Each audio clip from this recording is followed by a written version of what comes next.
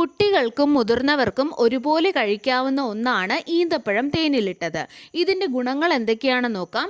ഒന്നാമത്തത്, ശരീരത്തിന് പ്രതിരോധ ശേഷി നൽകാനുള്ള നല്ലൊരു വഴിയാണ് തേനും ഈന്തപ്പഴവും ചേർത്ത് കഴിക്കുന്നത്. രണ്ടാമത്തത്, ഇത് ദഹനത്തിന് വളരെ നല്ലതാണ്. ഇതിലെ നാരുകളാണ് ഈ ഒരു ഗുണം നൽകുന്നത്.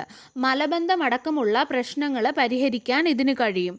തേന് വയറ്റിലെ ആസിഡ് കുറയ്ക്കാനും ഗ്യാസ് പ്രശ്നങ്ങൾ പരിഹരിക്കാനും നല്ലതാണ്. മൂന്നാമത്തേത്, നമ്മുടെ ശരീരത്തിന് ഊർജം ലഭിക്കാനുള്ള നല്ലൊരു വഴിയാണ് തേന് ഈന്തപ്പഴം കൂട്ട്. ഇവ രണ്ടിലുമുള്ള പോഷകങ്ങളാണ് ഇതിന് സഹായിക്കുന്നത്. നാലാമത്തേത്, കൊളസ്ട്രോൾ കുറയ്ക്കാൻ സഹായിക്കും. ഇതുവഴി ഹൃദയാരോഗ്യത്തിനും ഏറെ ഗുണകരമാണ്. അഞ്ചാമത്തേത്, ലൈംഗിക ശേഷിക്ക്.